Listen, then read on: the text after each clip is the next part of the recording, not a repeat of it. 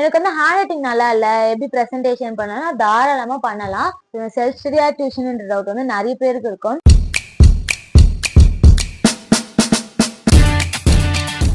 Hey guys, welcome to Bhavana speech. So லாஸ்ட்டாக 10th standard மார்க்கை reveal பண்ணும்போது நிறைய பேர் உங்களோட ஸ்டடி டிப்ஸ் சொல்லுங்கன்னு சொல்லிட்டு கமெண்ட் பண்ணிருந்தீங்க. ஸோ நான் 10th ஸ்டாண்டர்ட ஃபாலோ பண்ண எஃபிஷியன்டான ஸ்டடி டிப்ஸை உங்களோட ஷேர் பண்ண விரும்புறேன். அண்ட் இந்த வீடியோ உங்களுக்கு யூஸ்ஃபுல்லாக இருக்கும்னு நினைக்கிறேன். ஸோ இந்த வீடியோ ஸ்கிப் பண்ணாமல் ஃபுல்லாக வாட்ச் பண்ணுங்க. ஃபர்ஸ்ட் வந்து செல்ஃப் ஸ்டடியா டியூஷன். செல்ஃப் ஸ்டடியா டியூஷன்ன்ற டவுட் வந்து நிறைய பேருக்கு இருக்கும். நான் என்ன ப்ரிஃபர் பண்ணேன்னா செல்ஃப் ஸ்டடியே பெட்டர். ஏன்னா நம்ம வந்து டியூஷன் போனா காலையிலேருந்து ஸ்கூலுக்கு போயிட்டு திரும்பி டியூஷன் போயிட்டு ஒரு மாதிரி ப்ரெஷராகவே ஒருத்தவங்க கண்ட்ரோல்லே இருக்க மாதிரி இருக்கும். தேவையான நேரத்தில் பிரேக் எடுக்க முடியாது, அந்த மாதிரி இருக்கும். ஸோ நான் வந்து செல்ஃப் ஸ்டடியே பெட்டர். நான் வந்து ஃபுல்லாகவே செல்ஃப் ஸ்டடி தான் பண்ணேன். இன்கேஸ் உங்களுக்கு வந்து வீட்டில் இருந்தால் நான் நிறைய ஃபோன் பார்க்குறேன், நிறைய டிஸ்ட்ராக்ஷன் ஆகுறேன்னா தாராளமாக நீங்கள் வந்து டியூஷன் போகலாம். பட் நீங்கள் போகிற டியூஷன் வந்து ரொம்ப ஸ்ட்ரிக்டாகவும் ப்ராப்பராகவும் இருக்கா மாதிரி, ஸ்ட்ரிக்டான்னு இல்லை ரொம்ப ப்ராப்பராக இருக்கா மாதிரி டியூஷன் போகலாம். ஏன்னா சில டியூஷன்லாம் ப்ராப்பராக இல்லாமல் ரொம்ப ஜாலியாக அப்படியே விட்டுருவாங்க நார்மலா. ஸோ ஒரு ப்ராப்பரான டியூஷன் போகிறது நல்லது. செகண்ட் ஒன் வந்து எரர் அனாலிசிஸ். இந்த எரர் அனாலிசிஸ்ன்றது எல்லா சப்ஜெக்ட்டுமே ரொம்பவே ஹெல்ப்ஃபுல்லா இருக்கும், மெயினா மேத்ஸுக்கு.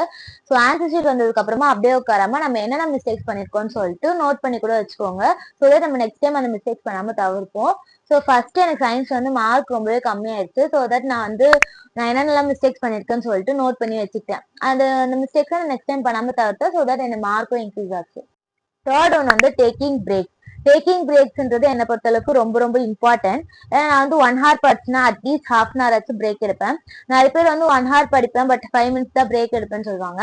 அது வந்து ஒர்க் ஆகாத மாதிரி இருக்கும். நான் பப்ளிக் எக்ஸாம் டைம்ல கூட 1.5 hour படிச்சேன்னா 45 minutes அட்லீஸ்ட் பிரேக் எடுப்பேன். அப்படி எனக்கு வந்து ½ hour பிரேக் வந்து ரொம்ப பெருசா இருக்க மாதிரி இருந்துச்சுன்னா நீங்க 1 hour படிச்சீங்கன்னா அட்லீஸ்ட் 15 to 20 minutes பிரேக் எடுங்க. Fourth one understanding the concept. நம்ம புக்ல இருக்கிறது அப்படியே மெமரைஸ் பண்றதுக்கு அந்த கான்செப்டை அண்டர்ஸ்டாண்ட் பண்ணி படிக்கும் போது நம்மளுக்கு அந்த ஆன்சர் சீக்கிரமா மறந்து போகாம இருக்கும். அண்ட் இன் கேஸ் எக்ஸாம்ல அந்த ஆன்சர் மறந்துச்சுன்னா கூட நம்ம அந்த அண்டர்ஸ்டாண்ட் பண்ணிருக்கிறத வச்சு எழுதிடவும் முடியும்.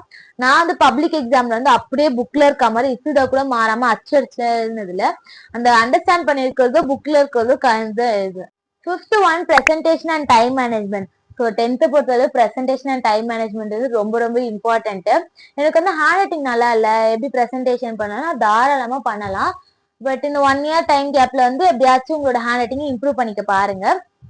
எப்படி ஹேண்ட் ரைட்டிங் நல்லா இல்லாம பிரசன்டேஷன் பண்றது, ஒரு கொஸ்டின் முடிஞ்சதுக்கு அப்புறமா லைன் விட்டு மற்ற கொஸ்டின் எழுதுறது, அண்ட் டயக்ராம்ஸ் அழகா வரைகிறது, கேப் விட்டு ஒரு வேர்டுக்கு அப்புறம் கேப் விட்டு எழுதுறது, இம்பார்ட்டன்ட் வேர்ட்ஸ்க்கு தான் அண்டர்லைன் பண்றது, இது எல்லாமே பிரசன்டேஷன்ல வரும் இல்லையா. ஸோ பிரசன்டேஷனை ரொம்ப நல்லா பண்ண பாத்துக்கோங்க. எனக்கு கடைசியில கரெக்ஷன் பண்ற மிஸ்க்கு இரிட்டேட் ஆகாம இருக்கணும் பிரசன்டேஷனை பொறுத்துதான். அண்ட் டைம் மேனேஜ்மெண்ட்ன்றது 9th இருந்து 10th வரும்போது கொஞ்சம் கஷ்டமா இருக்கும், பட் மேனேஜ் பண்ணிடலாம். இந்த மாதிரி first mid term, quarterly, halfly அந்த மாதிரி எக்ஸாம்ஸ் எல்லாம் அந்த டைம் வந்து கொஞ்சம் மேனேஜ் பண்ணி கத்துக்கோங்க. அந்த மாதிரி எக்ஸாம் ஹால் போகிறதுக்கு முன்னாடி 1 wordக்கு ஒரு 5 minutes அண்ட் 2 markக்கு ஒரு 20 minutes அந்த மாதிரி உங்களோட ஸ்பீடுக்கு ஏற்ற மாதிரி செட் பண்ணி வச்சுக்கோங்க. அப்போ உங்களுக்கு போய் ஈஸியா இருக்கும்.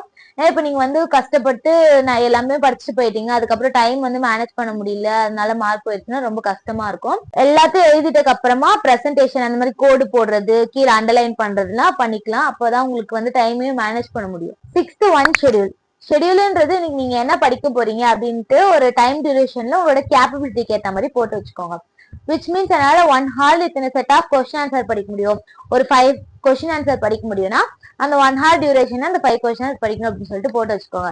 நான் வந்து கம்மியான நேரத்துல ஒரு 1 hourல 3-4 டீடைல் படிக்கணும் அப்படின்னு சொல்லிட்டு போட்டீங்கன்னா உங்களால அதை ஃபாலோவும் பண்ண முடியாது, அதுக்கப்புறம் திரும்பி உங்களுக்கு ஷெடியூல் போடவும் தோணாது. ஸோ உங்களோட கேப்பபிலிட்டிக்கு ஏற்ற மாதிரி போட்டு வச்சுக்கோங்க. அண்ட் உங்களால ஃபாலோ பண்ண முடியலனாலும் பரவாயில்ல, போட்டு வைங்க. அட்லீஸ்ட் அந்த ஷெடியூலை பார்த்தா உங்களுக்கு ஃபாலோ பண்ண வச்சு தோணும். ஸோ மெயினா ஷெடியூல் போட்டு இப்பத்துல இருந்தே ஃபாலோ பண்ண ஆரம்பிங்க. ஸோ நம்ம வந்து எவ்வளோக்கு எவ்வளோ படிக்கிறோமோ அவ்வளோக்கு அவ்வளோ என்ஜாய்மெண்ட்டும் ரொம்ப முக்கியம். இப்போ வந்து ஃபுல்லா உட்காந்து அப்படியே ப்ரெஷர் ஆகி படிச்சுட்டேலாம் இல்லை, எவ்வளோக்கு எவ்வளோ படிச்சனோ அவ்வளோக்கு எவ்வளோ என்ஜாயும் பண்ணேன். இந்த வீடியோ உங்களுக்கு ஹெல்ப்ஃபுல்லா இருக்கும்னு நினைக்கிறேன். அண்ட் உங்களுக்கு ஏதாவது ஸ்டடி ரிலேட்டடா கொஸ்டின்ஸ் இருந்துச்சுன்னா கீழே கமெண்ட் பண்ணுங்க, நான் நெக்ஸ்ட் வீடியோல போட பாக்குறேன். ஸோ அவ்வளோதான் இந்த வீடியோ, நெக்ஸ்ட் வீடியோல பார்க்கலாம். பாய்.